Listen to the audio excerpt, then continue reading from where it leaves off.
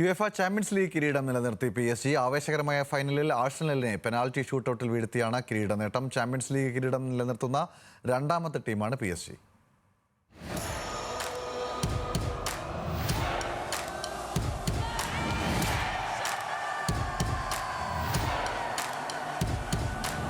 ആവേശം അവസാന നിമിഷം വരെ നീണ്ട മത്സരത്തിൽ പീരങ്കിപ്പടയുടെ സ്വപ്നങ്ങൾ പറന്നകന്നു.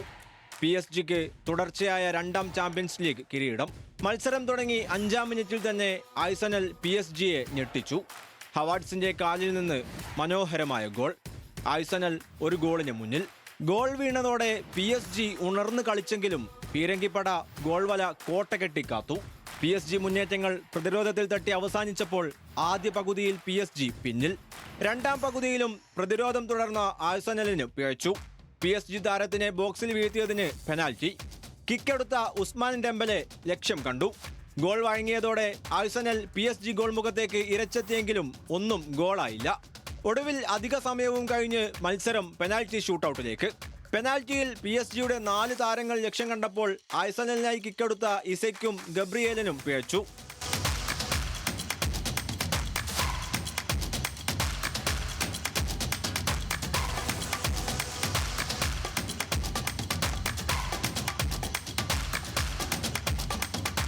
റയൽ മാഡ്രിഡിന് ശേഷം ചാമ്പ്യൻസ് ലീഗ് കിരീടം നിലനിർത്തുന്ന ആദ്യ ടീമാണ് PSG.